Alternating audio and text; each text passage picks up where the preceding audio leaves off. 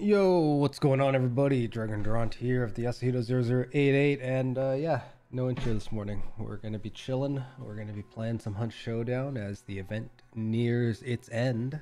Just under 3 days to go before the end of the Serpent Moon event. So, hope you're all doing well. Happy Friday to everybody, and well, let's get to it. Bam. And we'll go full screen as we have been.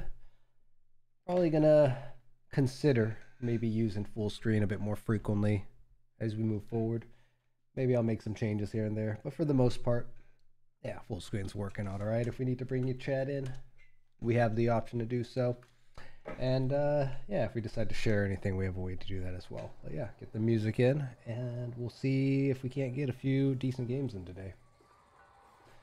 All right, well, as far as the event goes, right, we got just under 3 days left somehow. I guess, well, not even somehow. I've been playing offline quite a bit, just grinding it out.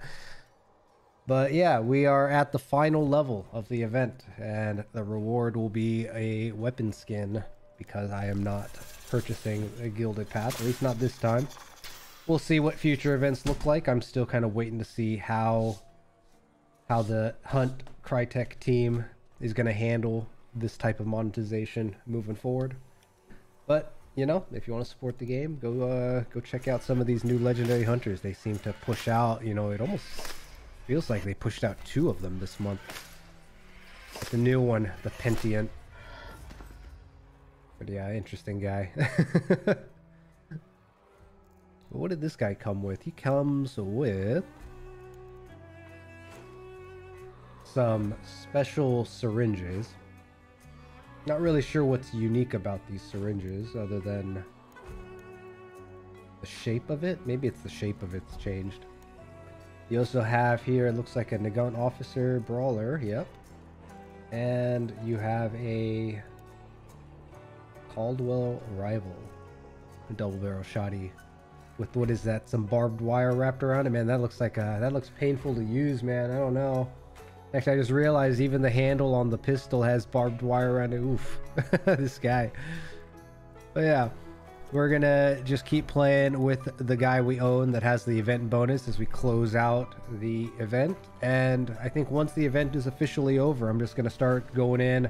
I've already started to go in with kind of some expensive loadouts, but we're ready to prestige. I've been talking about it for like the past month. The event, and soon after the event, I will definitely be prestiging to 10, and we'll claim our rewards and call it a day. But for now, I think this is the guy I'm going to go with. He has Necromancer, Sniper, Scope Smith. Unfortunately, I don't care about it, but we're going to go in with a shotgun and a Officer Brawler. Go with randos, see what kind of dialogue we can try to get going, if any at all. Yeehaw! What up, Az? Zabiel? As a BL? God, my brain. So painful sometimes. How's your morning going, dude? I guess for you it's... yeah, for you it's still kind of morning. Kind of, sorta.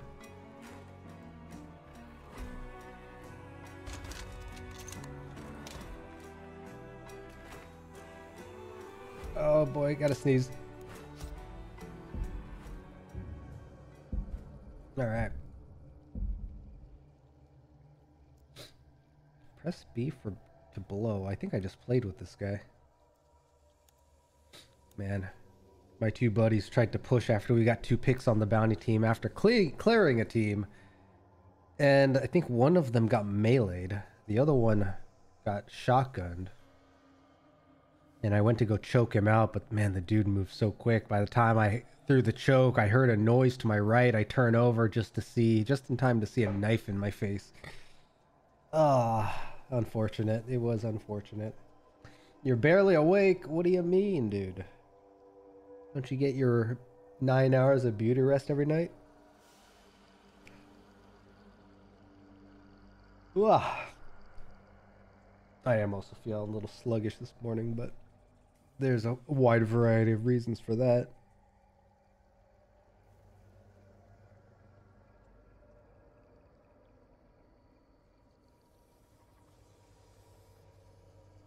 All right. But yeah, overall, I do find I think I'm gonna. I know I talked about this last time too, but I think I will talk about this event after the event is done, or maybe I'll set something up towards the end in the last couple days just to get some footage of the interface while it's still in the game. But I don't know. What did you guys think about this Serpent Moon event? I think the event itself is enjoyable with the snakes and the snake pens and the increased frequency of night maps with the slight variation of slight maps. So the hunt events have usually been, you know, pretty basic, but they usually add a little bit of flavor to it that makes it interesting, I think. I mean, still true to the core gameplay of Hunt Showdown, right? But just a little side, hey, here's something new to do during the event. So minimal, but enjoyable, I think. The story, I haven't even bothered listening to it. Just like can't really enjoy it because I'm too busy thinking about grinding out these goddamn levels. I do think the decision to get rid of the total completion bar was a bit of a sad thing to see go. I hope they bring it back in the next event, just so I don't know. I got such mixed feelings about these like FOMO event runs where it's like, hey, if you don't play, you're gonna miss out. It's exclusive, which Hunt always did in the past events, but this one in particular, pretty grindy. One of the earlier ones was pretty grindy too. I still think the first one that I managed to complete all the way through, the one that rewarded the Devil's Advocate, was probably the best paced one, but that could also just be an illusion because maybe I was playing super regularly. I think that's back when I was streaming it like once or twice a week. I think I did it like solo I did it on Tuesdays for a while. I think I did it on Thursdays for a while. I think we alternated for a while. And then once we started our NefQuest adventures on Tuesdays, we moved Hunt to Thursdays, which Zabiel was joining us in, and then what is it? And then now we're slowing it down just because I want to try swap it on my schedule as I've been slowly trying to ramp up a little bit more frequency with these daytime daytime streams. Hello. Hola.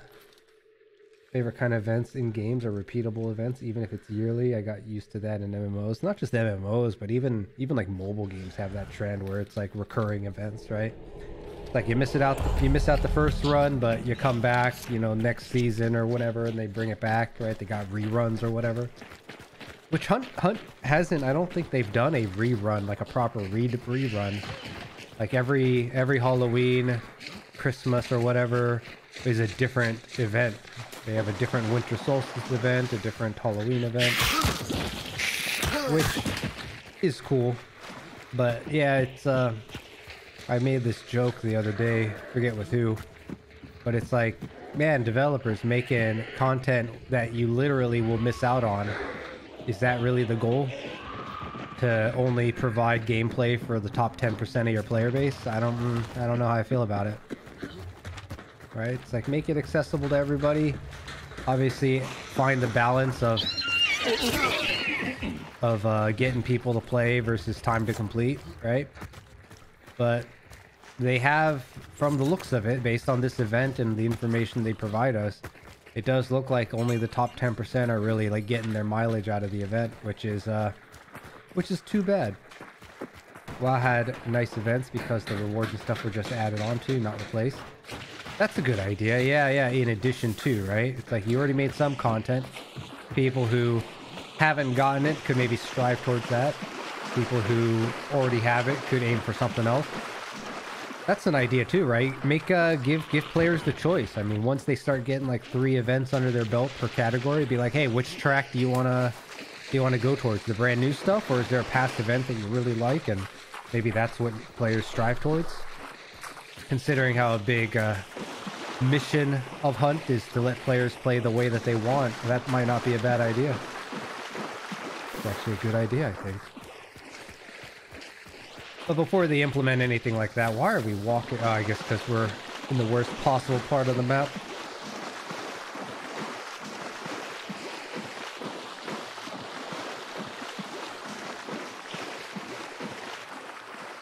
God. Treading water while you're sprinting is so much louder. Holy shit.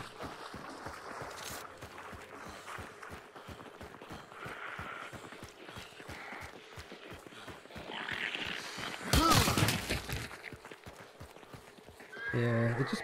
Oh, way to go. Bums me out that there's a bunch of people who, like, can't complete the event. Because most, you know, the average person really only plays an hour or two a day. At most. Maybe 3 hours every 2 days or something.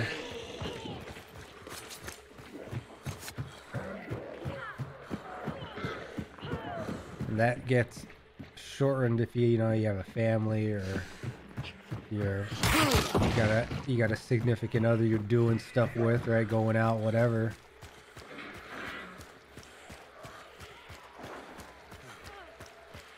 I mean, the top 10% of Hunt players are going to be playing your game anyways, right? So really they should, I feel like the long-term goal should be to get your less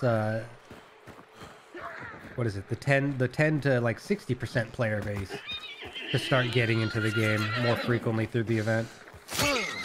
But as it is, you know, they get burnt out because of the pacing of these events. You know, that we see this all the time in mobile games. Dragon with these afternoon streams, bro. Dude, aren't you supposed to be in the mountains? What the hell is that? I would definitely have liked Silence Vetterly skin just to have a skin for a weapon, nothing else. Yeah, but with the way they're ramping up skins and such, unless you're like dying for that skin, right? I wouldn't worry about it. You're leaving 30? Okay, okay. I should be following our buddies here. Gotta support the homies. You support me enough. You don't have to worry about it, but I appreciate you. Let's drop it back here so they can't see it if somebody crosses.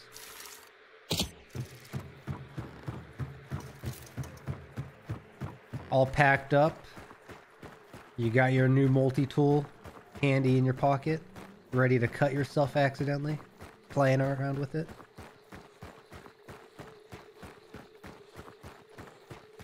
I should just leave my helmet on during daytime. Maybe that's what I'll do. I'll just leave my helmet on when I'm solo. Oh, you got fucked. Where?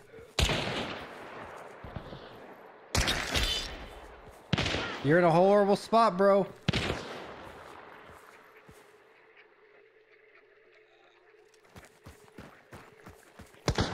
Bro, get off of that tree.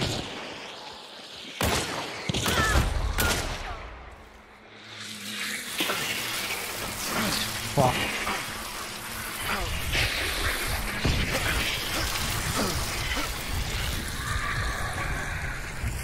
Can't hear shit, Captain. Oh, another team.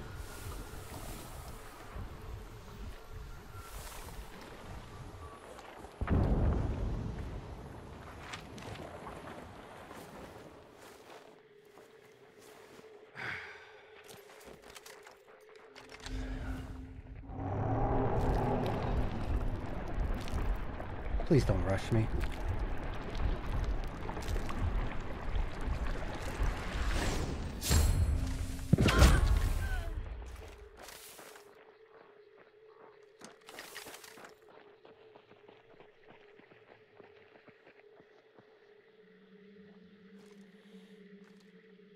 They know I'm out here.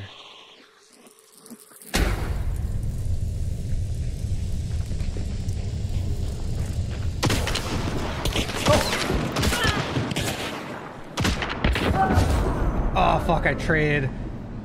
Shit. Whew. Bro did not get off that tree. Yeah, no, he hung around that tree so long. I almost had him. I did. If I didn't whiff my third shot. It was so close. I think they might have had a third. No, they didn't. I cleared them. Fuck you guys. We traded. All right, I ruined their day at least. Let's go. Oh yeah. My stream has great tracking. I just got good ears. It's the only thing I got going for me in this game.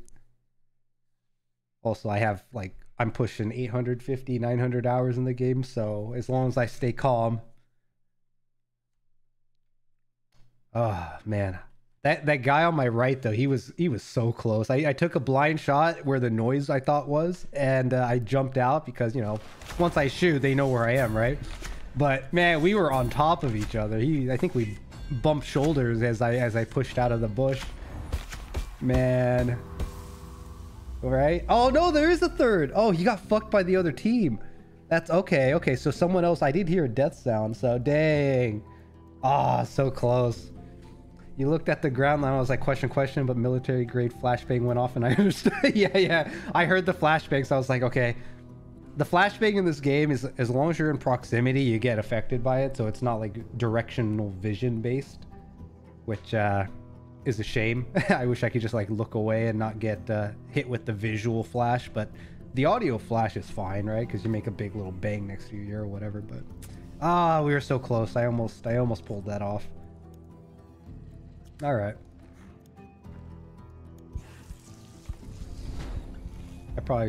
I keep trying to remind myself not to do that on stream, because I think the cut in your hand, right? It's like self harm, and then it's kind of gory. I was like, that's probably not a good visual for YouTube, even if it is from a video game.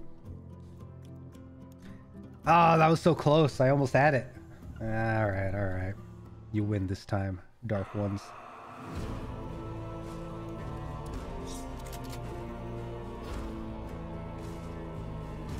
All right, well, how are we doing?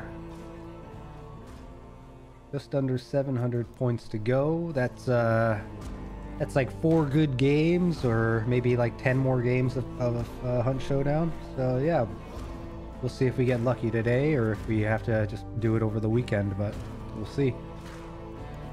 All right, let's get one of these guys in, maybe.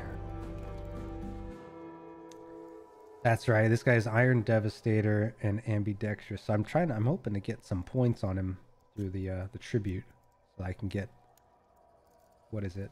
Quartermaster. Where are you? This guy here. Because what that'll let me do is take dual wield. But for now, I guess we'll go with you.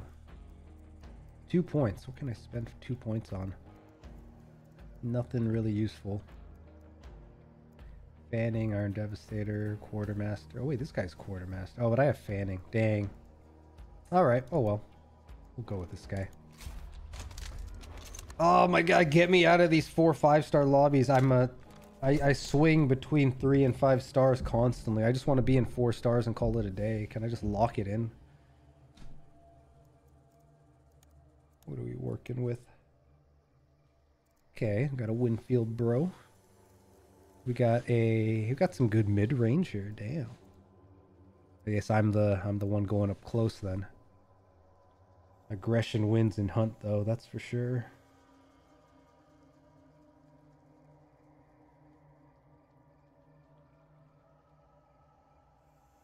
The flash was a good call. I mean, it was basically right next to me, right? So, and as soon as the flash goes off, they're going to get an indicator that says, oh yeah, you know, I got hit by it.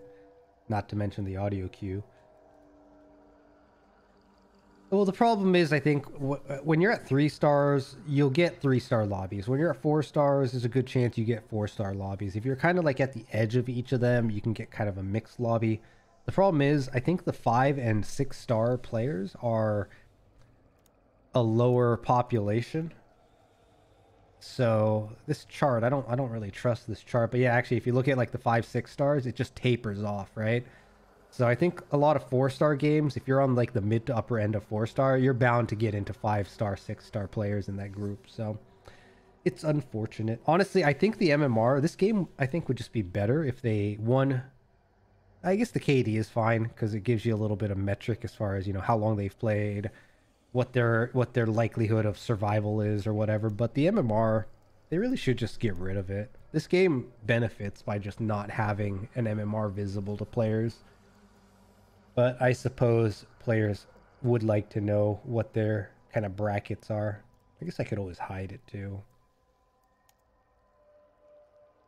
But it also helps to know because 3-star lobbies have a certain play style you can generally expect with a degree of randomness.